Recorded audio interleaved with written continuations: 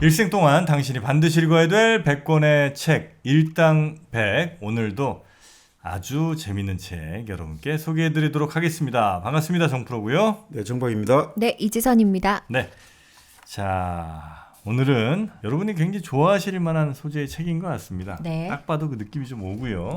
네. 어떤 책을 오늘 좀 소개를 해주십니까? 네, 오늘은 오랜만에 우리가 예술로 돌아와가지고 네. 그 예술과 사회와의 관계를 살펴보는 학문을 예술사회학 이렇게 부르거든요. 예술사회학. 네. 근데 이제 예술 중에서 뭐 예술한 우리가 뭐 음악도 있고 춤도 있고 뭐 미술도 있고 연극도 있고 많습니다만 네. 가장 크게 이제 차지하는 분야가 문학이라고 볼 수가 있겠죠. 문학. 네, 그래서 이제 우리나라 번역된 거는 문학과 예술의 사회사 이렇게 번역됐고요. 그 아놀트 하우저라고 하는데 이 헝가리 출신의 학자죠. 네. 이분이 우리나라의 번역은 4권짜리로 번역된 이 문학과 예술의 사회사 그리고 예술의 사회경제사라고 이 예술의 분야를 좀 더 이제 사회경제 역사에 변동하고 좀 그 관계를 한번 찾아보는 네. 다 비슷한 맥락입니다만 네. 그 책을 또 우리 한국의 이미애 박사 이렇게 좀 두꺼운 책이죠. 그래도 이 2권을 가지고 우리가 과연 이제 예술의 기원부터 시작해가지고 네. 예술이 어떤 식으로 발전했는가. 흔히 우리가 문예사조라고 하죠. 뭐 우리 예전에 배웠지 않습니까? 고전주의, 뭐 낭만주의, 뭐 이런 식으로 네네. 문예사조를 배웠는데 그 흐름들을 한번 우리 원시는 아니죠. 거의 이제 선사시대 동굴벽화부터 시작해서 우리가 한번 라스코 동굴벽화, 알타미라 동굴벽화 네네네. 이런 거 봤지 않습니까? 그때부터 시작해서 그걸 한번 찾아보는 시간을 오늘 가져보죠. 네. 제가 기억하기로는 저 일당백한 지 그래도 좀 됐잖아요. 예술, 문학, 세계사 이렇게 묶어서 한 거는 제가 여기 한 걸로는 거의 처음이 아닐까. 그래서 거의 아무것도 모르는 상태라고 볼 수 있습니다. 요만큼은. 네네. 네. 예술사회학, 네.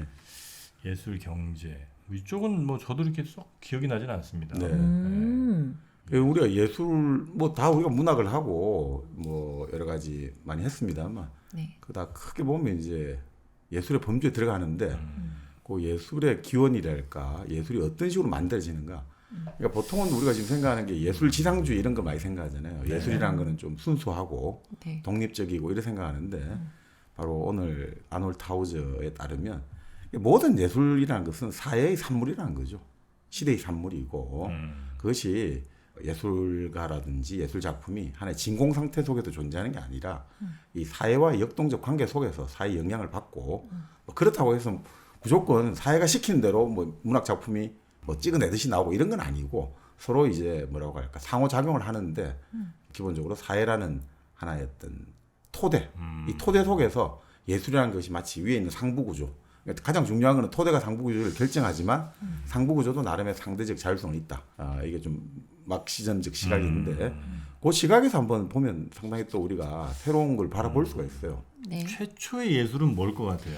최초의 예술은 이런 말씀 드리면 너무 그런데 그 원시 시대 때 섹스입니다. 섹스. 그렇지 않겠습니까? 원시대 섹스? 네. 그게 무슨 의미예요? 이제 남녀가 동굴에서 야 한번 했어. 하자 어. 하고 싶은 거야. 어. 근데 다 동굴에서 같이 사니까 어. 그래서 이렇게 벽에 하나 이렇게 긁으면 하는 거예요. 그런 식으로. 야, 출산과 임신 와, 그런 걸 기원하는 어. 벽화? 이게 참 내가 했을 법한 대답을 이제는 지선 씨가 한다. 다 왜냐면, 미리 알고 하는 거죠. 그럼 이제 정프로는 여기서 한 단계 더 나가요. 더 나가봅시다. 네, 더 나가 봅니다. 네. 일단 저는 맨 처음에 그림은 뭐였을까? 맨 처음에 그림은 어떤 사물을 지시하는 그림이었을까? 묘사하는 그림이었을 거예요. 네. 예를 들면 야 저쪽 산 넘어가면 사슴이 3마리씩 있더라. 그거 잡아와야 된다. 네. 근데 그건 이제 머릿속으로 이제 늘 기억할 수는 없으니까 저쪽 산에 가면 사슴 3마리 이렇게 그린 거지. 네. 근데 이제 요까지는 사실 난 예술이라고 보지 않아요. 이건 이제 어떤 그렇죠. 지시한 거니까 네. 그대로 이제 모사한 거니까. 네. 그 다음에 유희가 들어갔다. 사슴을 그리는데 애들이 다리도 막 이상하게 좀 재밌게 그리고 막 똥 싸는 거 그리고 이러면서 재밌는 거야. 지들끼리 킥킥대면서. 네. 그러면서 예술이 시작이 됐다. 아, 정풀은 이렇게 봅니다. 지시와 예술을 구분을 했잖아요. 그렇죠. 유희가 들어가면서. 오.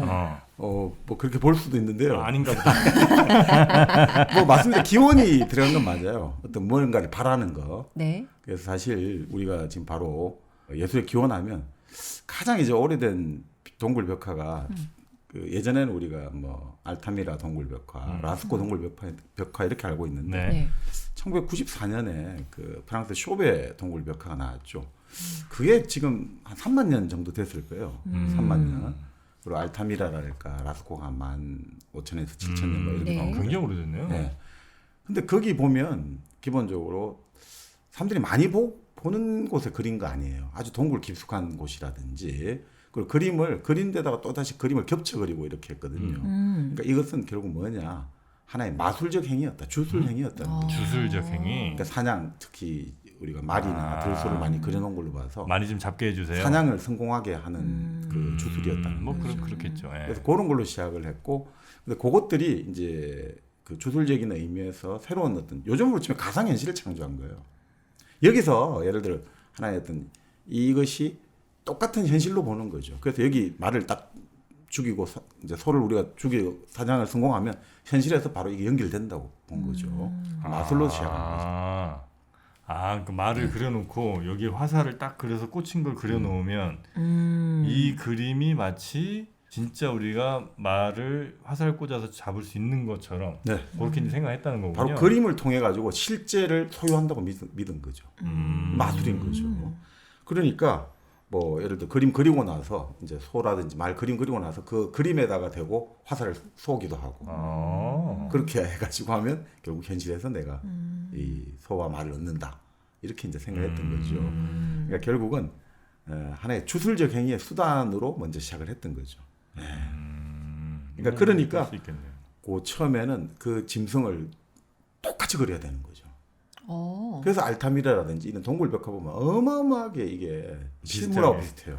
그래서 유의가 없이 그냥 그렇지. 있는 그대로 그렸군요. 근데 오히려 이제 농사를 본격적으로 짓게 되면서 농사혁명이 되면서 이제 잉여가 생겨나기 시작하잖아요. 네. 그리고 계급이 생겨나니까 그때부터는 이제 유의의 가치를 알게 되는 거죠. 그때부터 들어가는 거구나. 그렇게 해서 그 유의를 즐기는 계층, 예술의 수요층은 아무래도 이제 지배층이 되고 나머지 피지배층은 그걸 못 느끼게 되는 거죠. 우리 대표적인 게 예전에 한번 봤잖아요. 오디세이아에 보면 그 세이렌, 네. 네. 세이렌 마녀 있잖아요. 네. 그러니까 뭐 마녀라고 해야 될까? 인어. 뭐 뭐 인어라고 해야 될까? 아니면 네. 날개 달린 걸로 봐야 되는데 키르케가 알려주잖아요. 그 오디세우스한테 이걸 통과할 때 어떻게 해야 되느냐? 노래를 들으면 다들 무릎 빠져들고 미쳐버리니까 선원들은 귀에다가 밀랍을 이렇게 녹여가지고 딱 귀를 막게 하죠. 그러니까 선원들이 열심히 일을 하는 거예요. 근데 오디세우스는 그 황홀한 노래를 듣고 싶잖아요. 근데 죽으면 안 되잖아요, 그죠? 네. 그래서 자기를 돛대에다가 묶어 달라고 하죠.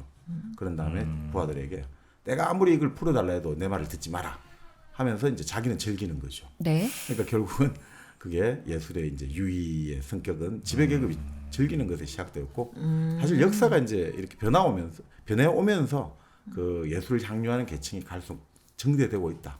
이렇게 이제 볼 수가 있는 거죠. 네. 사실 예술에 즐긴다는 것은 이집트랄까 이 농사가 시작되는 메소포타미아의 문명에서 아주 극소수의 이제 왕족이랄까 이런 사람들 제사장들만 즐겼다 이렇게 이제 볼 수가 있겠죠. 네. 그렇게 이제 예술이 시작이 됐다. 네. 일단은 뭐 주술적 의미가 굉장히 강하다 이렇게 이제 일단 봐야 되겠네요, 그죠? 네. 그러니까 뭐 사실 그래서 바로 그것이 결국 뭐냐 이거죠. 하우저 입장에서 보면 그러니까 네. 결국 사물을 있는 그대로 재현하는 자연주의가 바로 예술의 기원이라 이거죠. 사물을 있는 그대로 어떻게든 간에 묘사하려고 하는 것들이 예술의 기원이다 이거죠. 그리고 우리가 좀 추상적인 것들이 있지 않습니까? 네. 추상적으로 그리는 것은 결국은 그 이후의 문제라는 거죠. 구석기 때는 결국 사물을 있는 그대로 그리려 했고 이제 농사를 짓고 나서부터 사람들이 어떻습니까? 농사를 지으니까 사람들이 이제 생각이 달라지겠죠.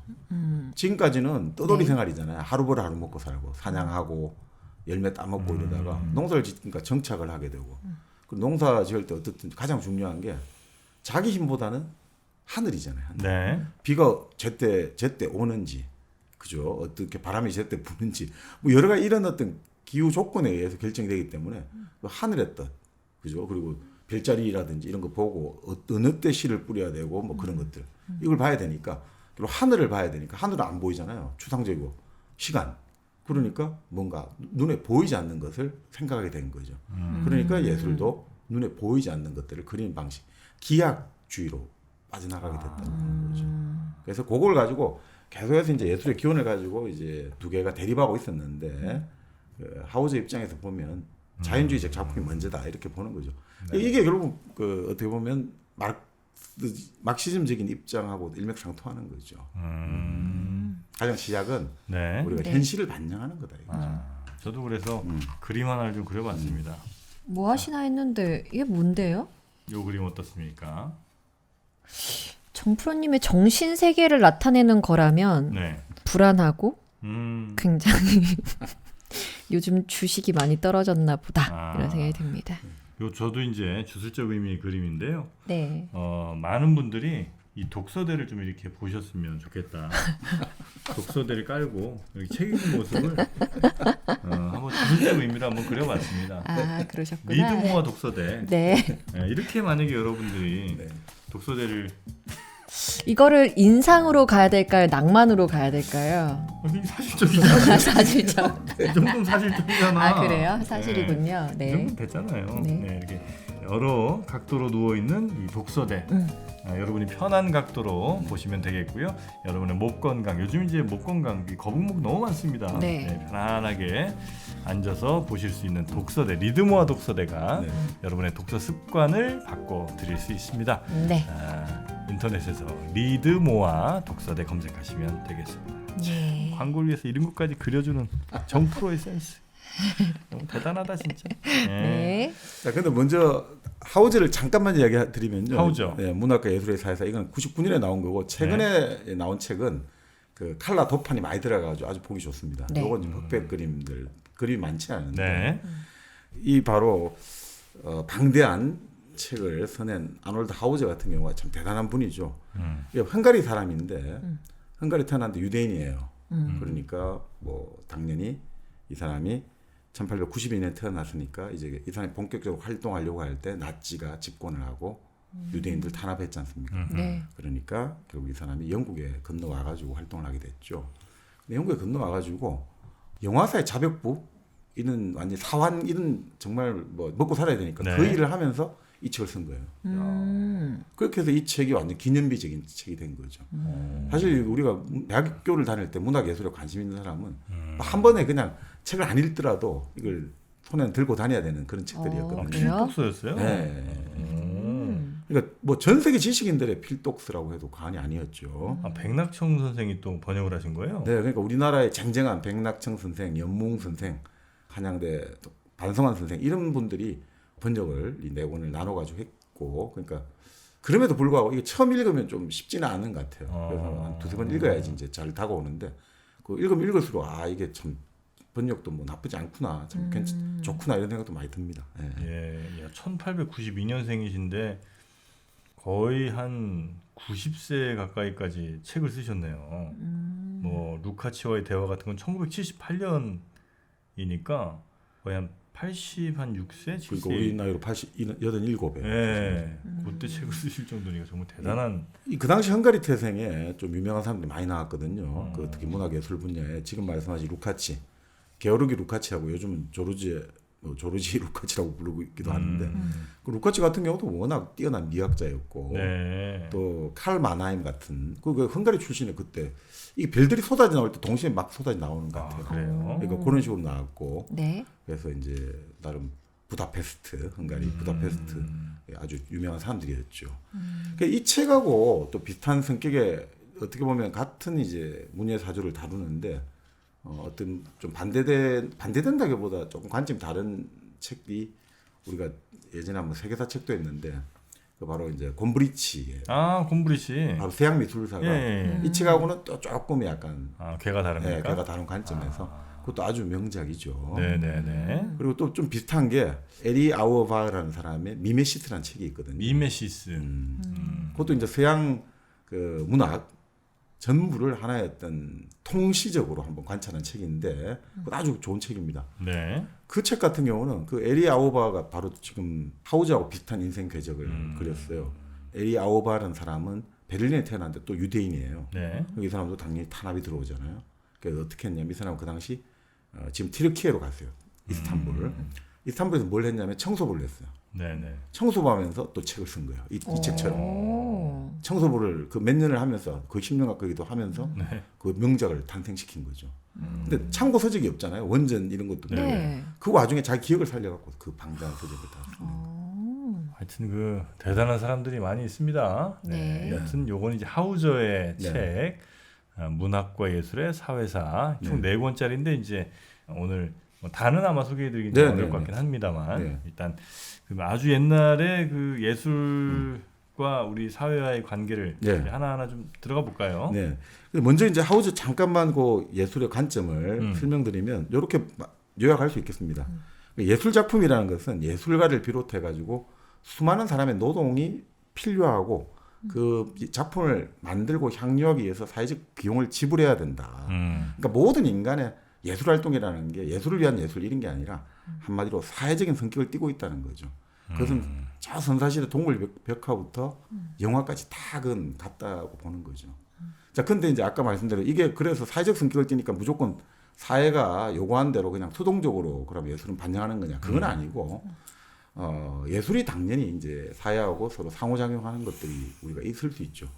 뭐 대표적인 게 그 린헌트라는 여성 역사학자가 있거든요. 네. 그 린헌트가 그 인권의 발명이라고 책이 우리나라 번역돼 있는데 그 인권의 발명 같은 경우도 보면 이런 대목이 나와요.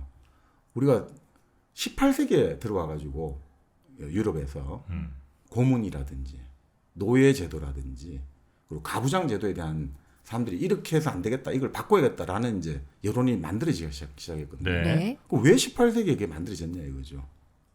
왜 그게 만들어졌느냐? 그러니까 보니까 그 소설을 많이 읽는 것하고 긴밀한 연관이 있다는 거죠. 18세기에 들어와 가지고 본격적으로 이제 소설이 창작이 되고 소비가 되면서 사람들이 소설에서 나오는 주인공들에 공감하기 시작했다는 거예요. 그 소설에서 예를 들어 우리가 영국 같은 경우는 그 제인 오스틴 있지 않습니까? 네. 오만과 편견. 거기서 보면 그 여성의 처지가 나오잖아요. 그 여성이 결혼하지 못하면 완전히 뭐 집안에서 그죠? 그 아무런 게 경제력을 가지지 못하고 이런 여성의 입장에 이해를 하게 되고 또 노예랄까 다른 민족 자기들의 불구대천의 나라의 사람들이라 하더라도 그쪽 책을 읽어보니까 또 그 사람들이 이해하게 되더라는 거죠.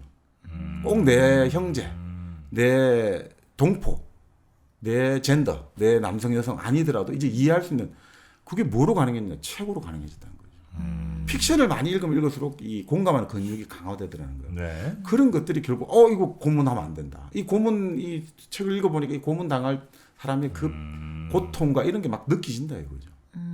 그 여성들의 이 비참함 이런 게 느껴진다 이거죠. 네. 그리고 노예들의 그 고통이 느껴진다. 우리 뭐 엉클 톰스 케빈도 있습니다만 네. 바로 그 스토 여사의 엉클 톰스 케빈도 뭐 링컨 대통령이 그런 이야기 했다잖아요. 남북 전쟁을 당신이 일으켰군요. 뭐 이런 식으로 그 엉클 톰스 케빈을 읽고 사람들이 너무나 감동을 받아가지고 바로 그렇듯이 결국은 이 문학이랄까 예술이라는 게 또 적극적으로 사람들을 움직이고 사회를 움직여내거든요. 그래서 결국은 1789년 프랑스 혁명이 일어나고 나서 고문이 폐지됐단 말이죠. 최초로 이제 국가적 차원에서 고문은 네. 폐지한다. 그 결국은 다 그런 식의 또 서로 역동적으로 서로 역할을 한다.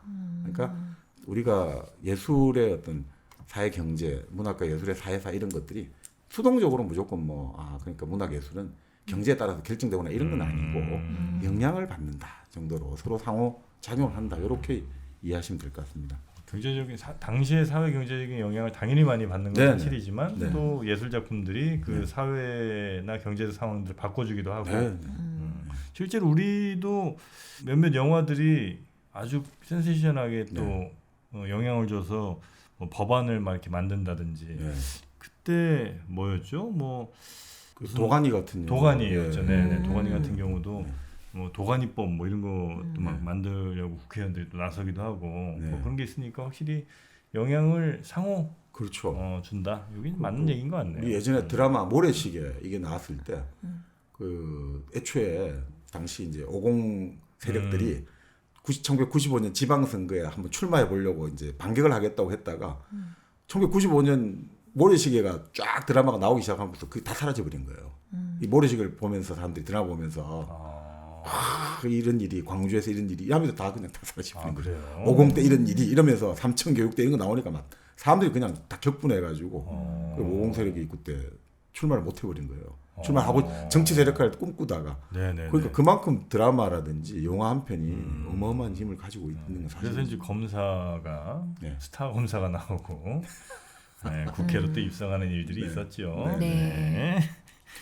자 그렇게 이제 그렇게 우리가 이제 문학 예술과 사회 관계를 이렇게 이제 보시면 될 것 같고요. 네. 그러니까 본래 이 책의 원제는 예술의 사회사였거든요. 예술의 사회사인데 네. 네. 그 다음에 이 책이 이제 영어로 번역될 때였나 아니면 다른 쪽에 나갈 때 이제 예술과 문학의 사회사 이렇게 나갔는데 우리가 번역할 때는 문학이 먼저 나왔어요. 70년대 번역이 이게 돼 나올 때 아무래도 문학을 사람들이 그때 좋아하니까 문학을 먼저 했던 것 같습니다. 본래는 예술에 다 들어간다고 보시면 되겠죠. 문학도 뭐 예술이잖아요. 네. 그러니까 이제 문학이 워낙 예술 중에서도 힘이 세니까 네. 그래서 이제 문학 예술을 우리가 줄여가 문예라고 하죠. 그러니까 문예부흥이라고 하잖아요. 네네네. 문예라는 말을 많이 쓰는 게 그런 이유죠. 자, 그래서 먼저 이제 우리가 이 본격적으로 문학 예술의 사회사를 보면 이제 구석기 시대부터 시작하는 거죠. 그 구석기 시대 아까 말씀드린 쇼베나 라스코, 알타미라 동굴벽화에서부터 시작하는 거죠. 네. 네. 근데 이게 가만히 보면 아주 정교하고 사실적이거든요. 그러니까 우리가 생각하는 아주 선사시대 사람이면 어린애들 그림처럼 좀 뭔가 서툴지 않을까 하는데 아주 정교하단 말이죠. 한번 보시면 그 나올 텐데 우리 뭐 네. 아니면 인터넷 치면 다 나오니까요. 요즘 네. 알타미라 동굴벽화, 뭐 라스코 동굴벽화 보면 아주 사실적이거든요. 그게 뭐냐 하면 알고 있는 걸 그린 게 아니라 딱 그냥 자기가 지금 직접적으로 감각하는 것들을 그대로 재현했다는 거죠. 그러니까 어린아이들 그림이 왜 서투르게 보이냐면요. 네. 알고 있는 걸 그리거든요. 눈앞에 보이는 걸 그린 게 아니라 화가하면 우리가 어릴 때 그리면 전형적으로 그리는 거 있잖아요. 사과는 빨개. 그리고 이렇게 하고 뭐 중간에 그죠. 사과 꼭지가 이렇게 나오고 또 사과 반짝 빛나는 거 이렇게 옆으로 딱 하는. 그게 딱 구도에 잡혀 있거든요, 보통. 그러니까 우리가 알고 있는 걸 그리려 하면 이 그림이 개념이 되고 추상이 돼 버려요.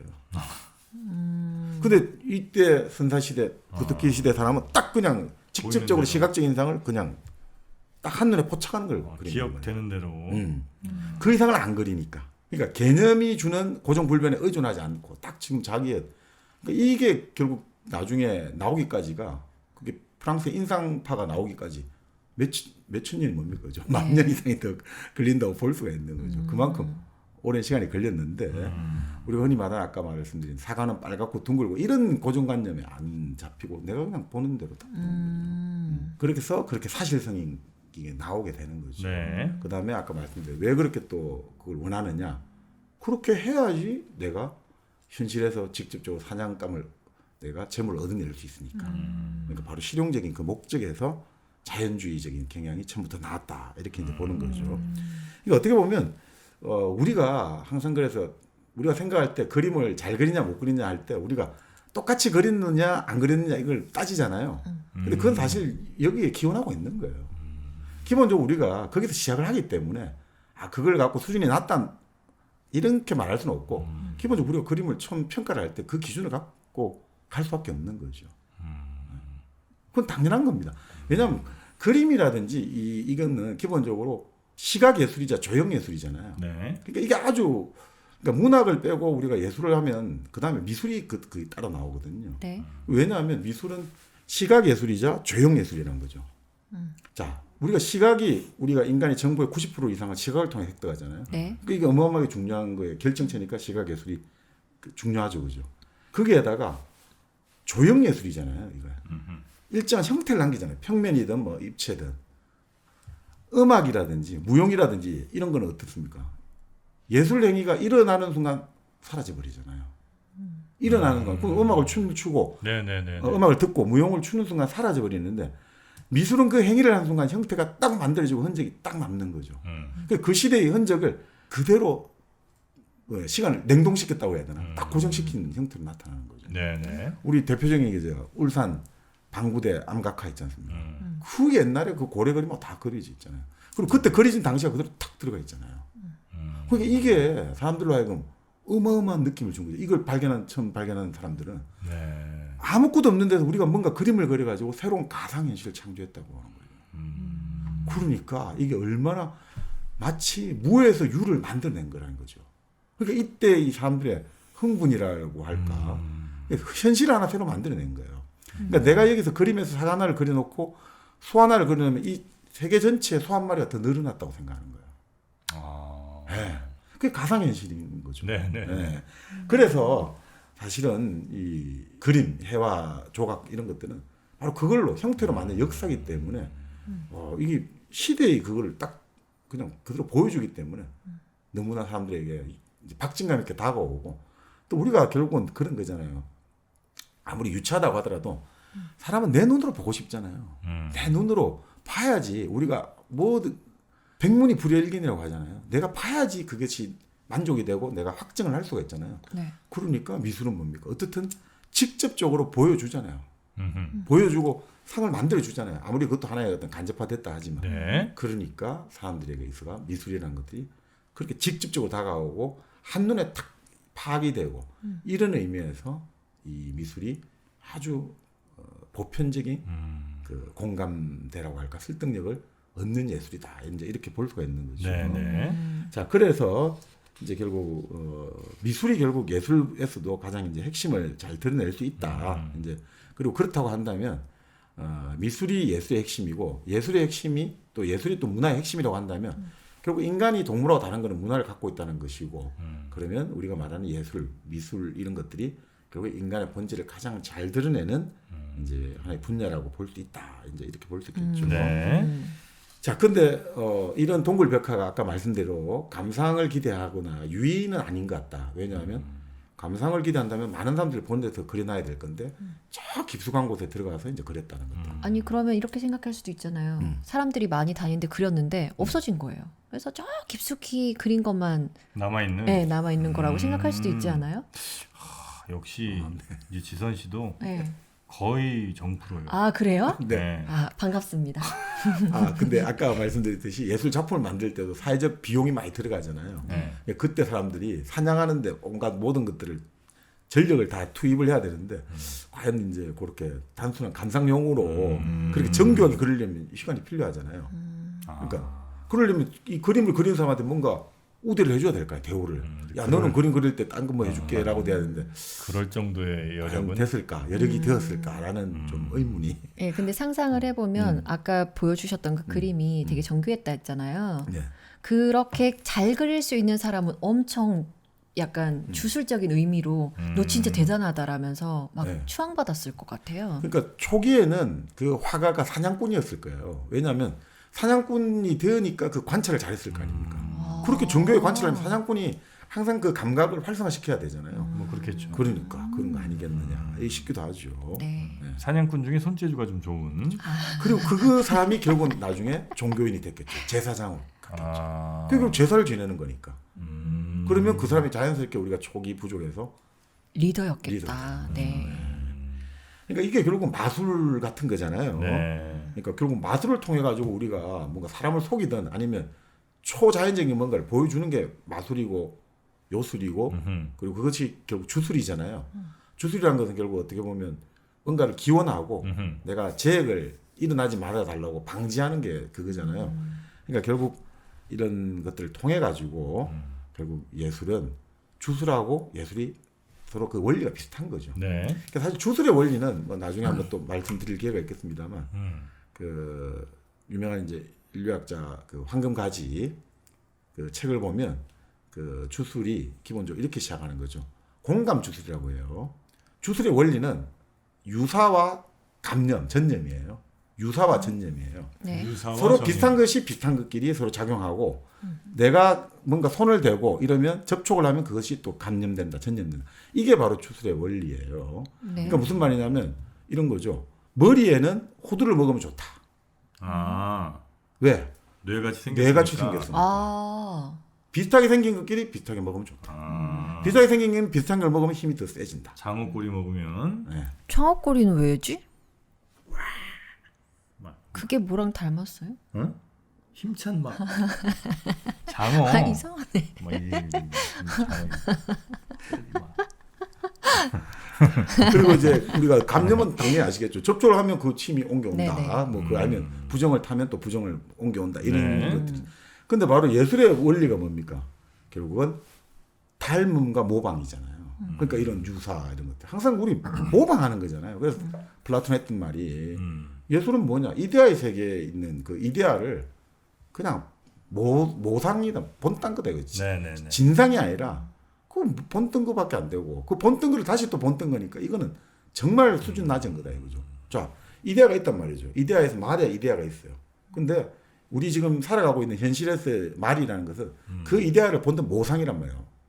이미테이션. 그런데 예술은 또 뭐야? 그 모상을 다시 그린 거니까 이건 영상이다 이거죠. 그림자 진짜. 네. 그러니까 진상 이데아보다 이게 몇 단계나 떨어지냐 이거죠. 그러니까 예술은 아주 하찮다 이렇게 본 거죠. 근데 결국은 그렇게 바로 이 닮음, 모방 이런 개념이 상사의 원리하고 같이 가는 거고. 네. 그리고 또 하나가 이제 아까 말씀드린 무에서 유를 만들어내는 거다 이거죠. 예술은. 참 이게 결국 이 동굴 벽화 발견된 동굴 있잖아요. 네. 이 부근에서 보면 이 손바닥 있잖아요. 이거 찍은 모양들이 많이 발견되거든요. 손바닥을 네, 손바닥을 이 찍은 모양들. 뭐죠? 그러니까 손바닥을 눌러본 거죠, 사람들이. 그래서 그것들이 지금도 이게 그 흔적이 발견되고 있거든요. 결국 그게 뭐겠어요? 인간이 처음 이걸 발견하고 너무 신기했을 거다, 그죠? 내가 뭘 눌렀는데 이거 똑같은 것들이 이게 탁 드러난다는 거. 내가 뭔가를 만들어냈다 이거죠. 진흙 아무것도 같은 없는데. 판 같은 거 이렇게 손바닥 뚝 눌렀더니 내 손바닥이 그대로 복제되는 게 네. 너무 신기하다. 그렇죠. 아까 예술에서 닮음과 모방의 개념. 그러니까 여기서 인간이 이게 뭔가 새로운 뭔가를 내가 창조한다는 걸 깨닫게 됐다는 거예요. 제작할 수 있다. 그러니까 그리스 말로 하면 포이에시스.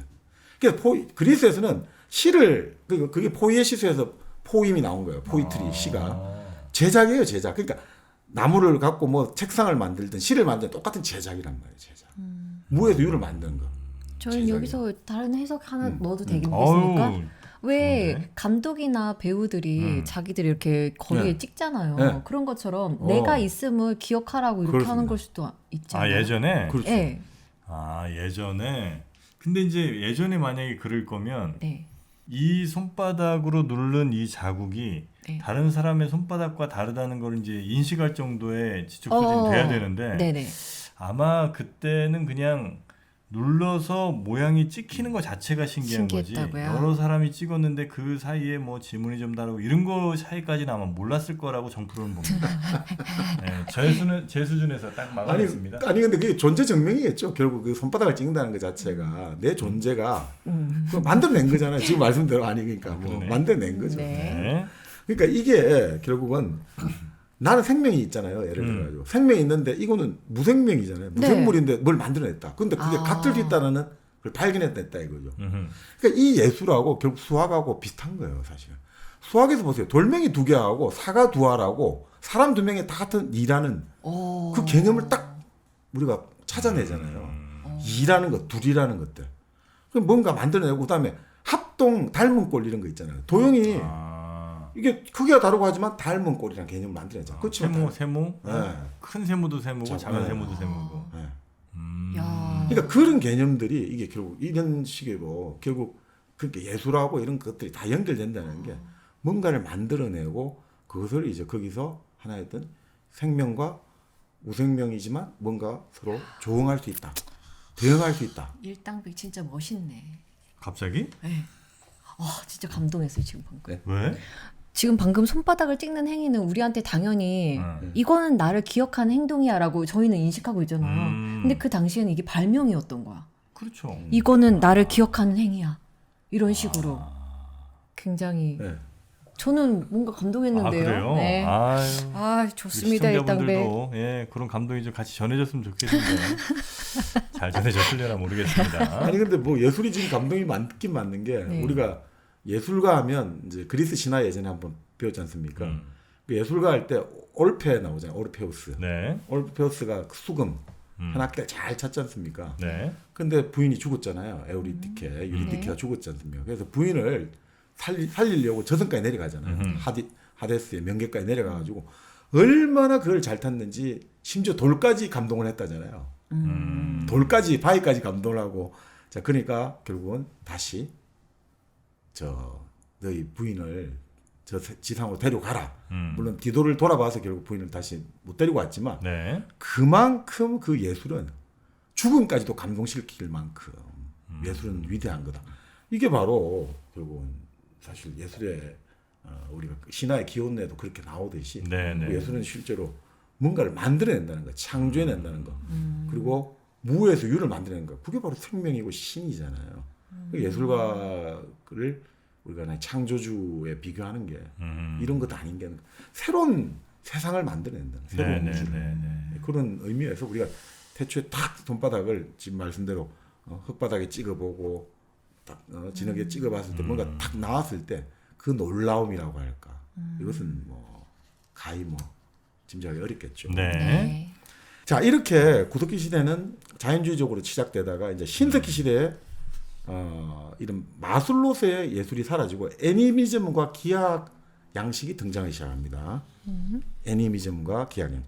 네. 무슨 말씀이냐면 아까 농사를 이제 짓게 됐지 않습니까? 네. 농사를 짓게 되니까 정착을 하게 되고 네. 정착을 하게 되니까 이제 비가 얼마만큼 오는지 계속 가뭄이 되는지 이런 하늘이 중요해졌다 이거죠. 그러니까 기후가 중요해지고 시간이 중요해지고. 네. 그러니까 시간이 도대체 어디서 나오냐? 그 별자리 같은 거 보고 밤하늘에 해가 떴다가 지고 달이 지고 이런 거 보니까 그럼 시간이란 건 하늘에서 위에서 뭔가 아래로 내려온다고 생각했겠죠. 그러니까 뭔가 위가 중요하다. 그래서 위를 떠받든다 이거죠. 위로 뭔가 향하게 사람들이 이제 우리가 기도할 때 밑으로 일 안 하잖아요. 위로 항상 가다 하잖아요. 그러니까 위로 추상 눈에 보이지 않는 것이 중요해지는 거죠. 눈에 보이는 것보다 눈에 보이지 않는 것이 중요해지니까 당연히 이제 실사보다는 눈에 보이지 않는 추상적인 것들로 나타나는 게 중요하게 된 거죠. 그런데 신석기 시대 때 우리가 고인돌도 있지만 선돌이라고 들어봤죠. 돌멩이. 선돌. 예, 큰 설명이. 그냥 맨이르라고. 예, 축 세운 선돌 말 그대로. 네. 그런 게 이제 기념비처럼 서 있잖아요. 전 세계 어딜 가도. 근데 그게 가만히 보면 뭘 뜻하냐면 그 사람이에요. 사람 그게 뜻하는 게. 근데 그 사람을 어떻게 표현하냐면 그럼 사람의 목하고 이제 그 뭡니까 우리 사람 몸과 머리가 구분돼야 되잖아요. 얼굴이. 그러니까 선 하나만 끊어놓은 거예요. 돌멩이 하나 크게 세로 또 우뚝 세워놓고 선 하나 끊어놓고 여기가 얼굴 요 밑이 몸이 되는 거예요. 네. 그리고 그렇게 해놓으면 이게 몸인지 네. 그래서요 뭐. 그건지 어떻게 알아? 그래서 어떻게 해야 되는데요? 아니 근데 그렇게 하고 그 위에 눈은 2개의 점으로 표시하고 눈은 2개의 점으로 표시하고. 근데 재밌는 게 그 여자를 표시할 때는 이제 2개의 방구형으로 나타나요. 그러면 여자다 이거죠. 이 선도. 네네. 2개의 방구형을 놔두고 남자 같은 경우는 뭐 그런 또 다른 의미로 뭐 이렇게 무기를 가진 뭐 이렇게 해가지고 표시를 하고. 그러니까 그런 식으로 추상적이잖아. 아니 그냥 사람 모양대로 하면 되는데 이렇게 선을 긋고 뭐 점을 찍고 이래갖고 이것이 사람 모양이다라는 식으로 추상화되어 버리는 거죠. 우리가 말하는 기하학적 양식, 도형선 이런 식으로 뭔가 거기 신석기 때 신석기 그런 때 움직임이 있다는 농업이, 거예요. 농업이. 그러니까 우리가 보통 농업을 예전에 10,000년 전에 했다가 지금 한 13,000년 전까지 올라가고 있습니다만 이제 그 신석기 혁명이라는 게 농업 혁명이에요. 네. 근데 또 사실 냉정히 따져보면 그러니까 농사를 짓고 나서부터 갑자기 수확량이 는 건 아니고요. 사실 연구에 의하면 그렇게 크게 막 갑자기 식량이 풍부해지지 못했대요.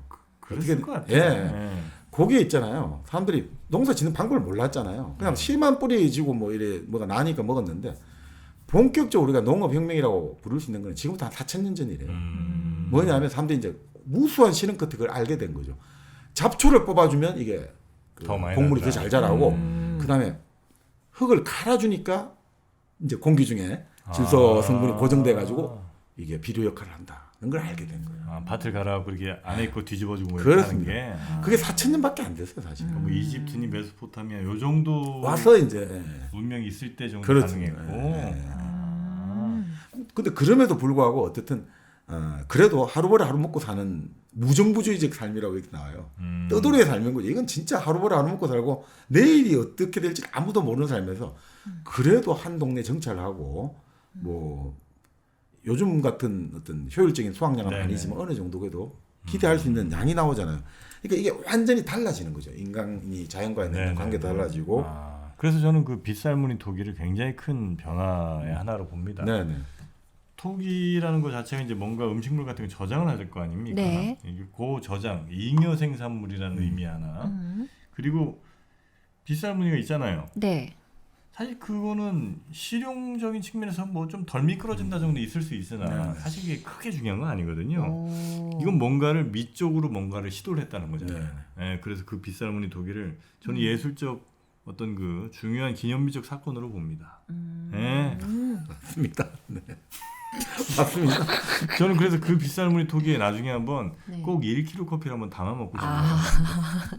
예, 그 빗살무늬 토기에 네.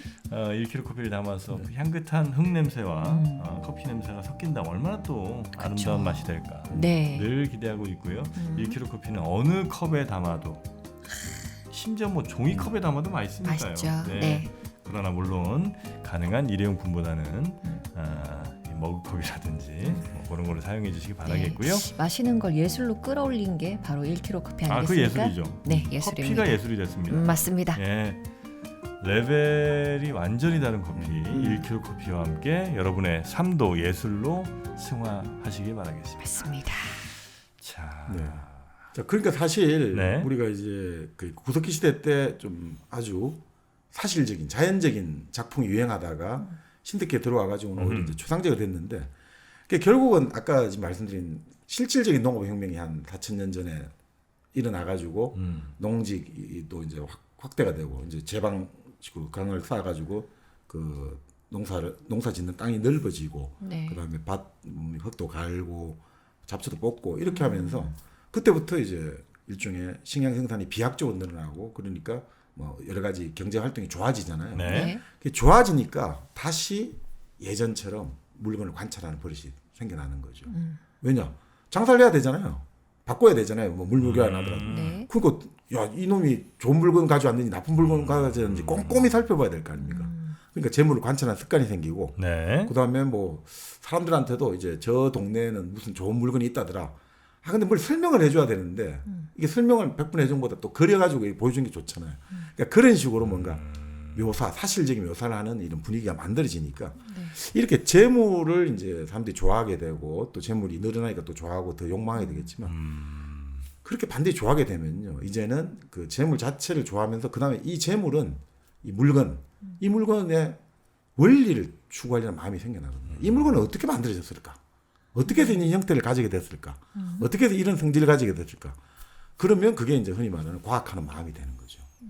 이 물건의 내적인 성질이랄까, 운동의 원리랄까, 이 성질을 따져보게 되니까 그런 것들이 생겨나면 결국 그 기술로 발전하게 되고 그게 결국 이제 고대 그리스에서 여러 가지 우리가 생각하는 이제 과학적인 마인드가 나타나게 되는 게 이런 식으로 되는 거 아니냐. 그러니까 결국 나중에 그리스 사람들이 아틀란티스 뭐 이러잖아요. 황금에 무 대륙 해갖고 그죠? 아틀란티스가 있다.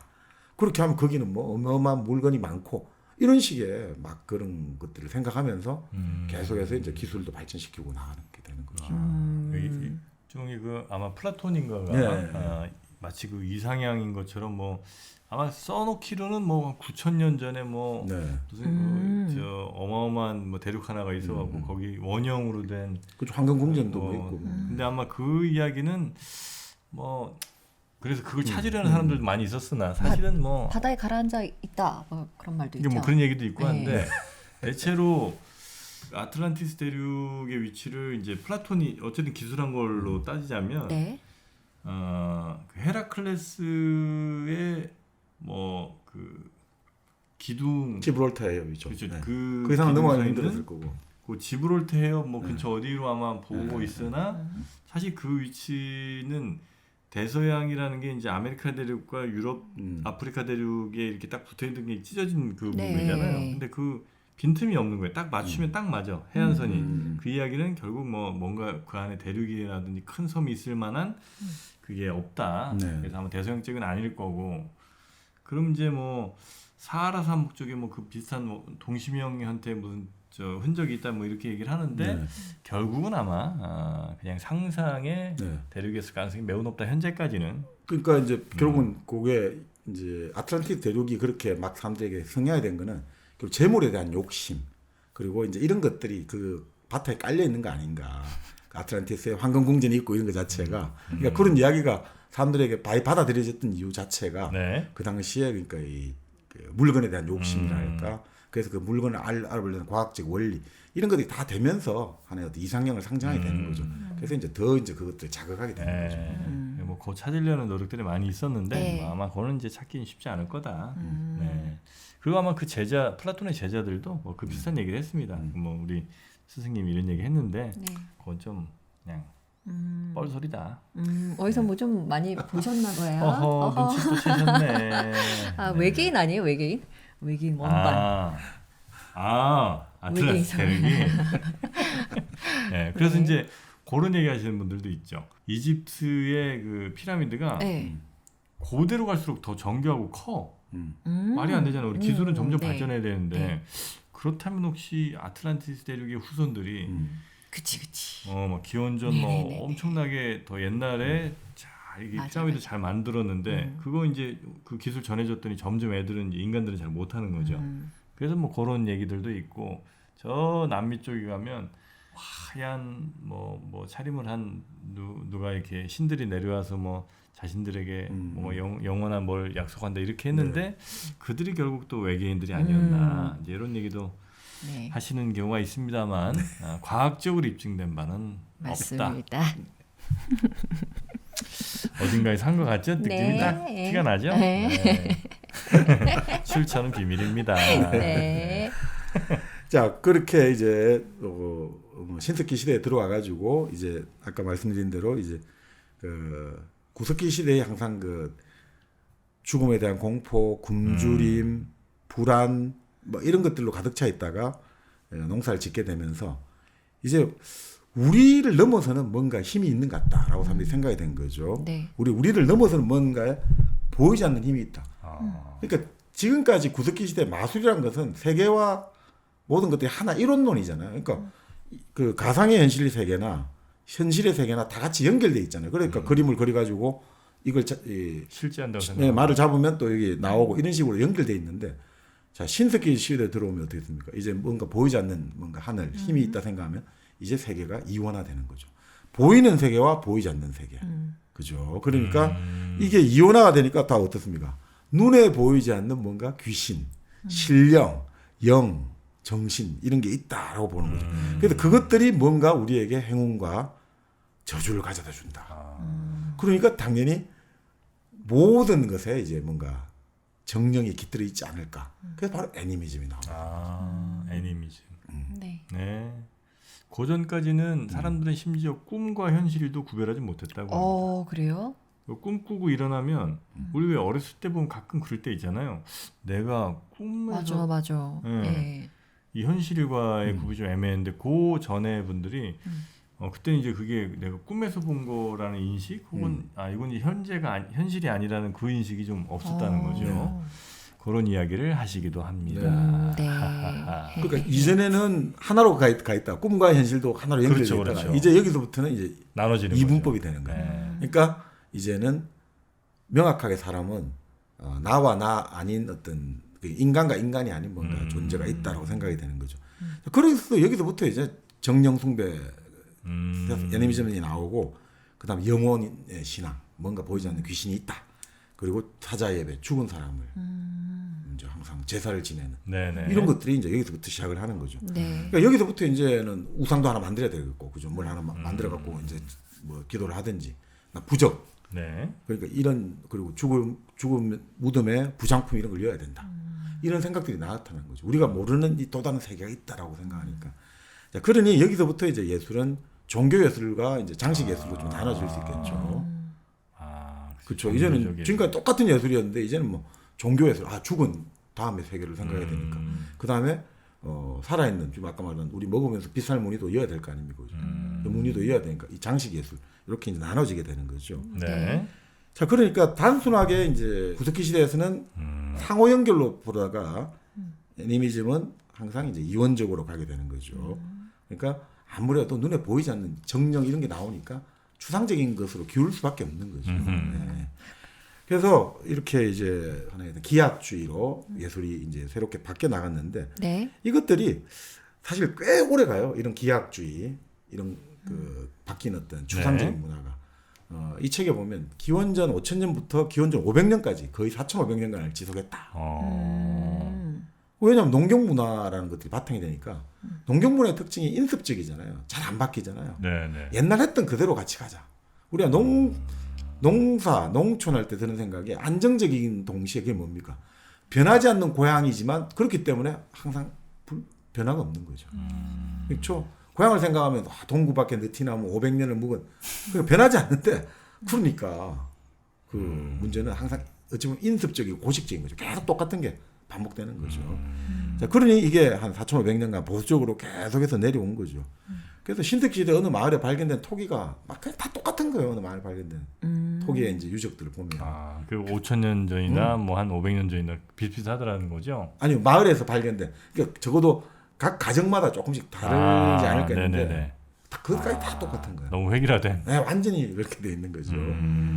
자, 결국 이런 것들이 결국 뭐냐? 결국 우리가 예술 사회학적인 관점에 보면 이런 자연주의, 신석기의 자연주의에서 구석기의 자연주의에서 신석기의 기하학주의로 이렇게 변한 거는 결국은 수렵 채집 경제에서 이제 농업 경제로 바뀌어가면서 이렇게 바뀌는 거다. 적어도 이제 예술이 변하는 것들이 이 사회 경제하고 그만큼 아주 밀접한 관계가 있는 거죠. 네네네. 그러니까 이제 아주 예전부터 이미 네. 사회 경제적인 토대들이 예술을 좀 결정한 그런 측면이 좀 있다는 걸 보여주는 그런 사례인 거군요. 이렇게 우리가 하나의 어떤 구석기, 신석기를 보고 우리가 최초로 예술 출연 이렇게 하면 어느 지역을 가봐야겠습니까? 그러면 이집트로 갈 것 같아요. 네, 맞습니다. 그러니까 이집트. 메소포타미아 바로 오리엔트 지역으로 가야죠. 나는 영주 쪽 가려고 그랬거든요. 영주로 영주? 가야. 영주로 가야지. 경북 영주에 가면 가야지. 네, 은하수 사과가 또 네, 있잖아요. 네. 은하수 사과, 사과즙이 여러분을 또 기다리고 있고요. 네. 가장 맛있는 우리나라에서 가장 맛있는 사과, 그 사과 혹은 그 사과즙을 여러분 언제나 또 즐기실 수가 있습니다. 네. 또 배즙 도라지도 있는데 요즘 같은 그 환절기에 그 목이 칼칼하신 분들 많잖아요. 네. 그럴 땐 또 도라지즙이 최고입니다. 네. 영주 은하수 사과에 가시면 다 네. 만나보실 수 있으니까요. 맛있는 거 또 건강에 좋은 거 여러분 목에 좋은 것까지 챙겨 가시기 바라겠습니다. 저 한마디만 더 섞어도 돼요? 아예 얼마든지. 사과가 얼마나 맛있길 바랬으면 은하수 사과라고 했을까요? 하늘을 보면서 애니미즘이다. 네. 애니미즘. 그것이 네. 바로 은하수 영주, 사과입니다. 은하수 사과입니다. 갤럭시. 갤럭시 애플이죠. 좋습니다. 네. 자, 미래를 내다본 넌 이게 장명 센스라고 봅니다. 네, 갤럭시 애플. 네. 자, 영주 은하수 사과도 많이들 향유하시기 바라겠고요. 네. 자, 이제 우리는 아주 선사시대 때부터 이집트까지 왔습니다. 네, 이집트 이제 막 피라미드 문 열고 이제 들어가야 되는데 이미 시대는 또 시간은 1시간이 지나버렸죠. 네. 그러면 이어지는 2부에서 이집트 문을 열고 본격적인 고대 예술로 예술의 세계로 한번 들어가 봐도 되겠습니까? 네, 그렇게 하시죠. 네. 와, 재밌겠다. 자, 그럼 이집트부터 2부로 들어갑니다.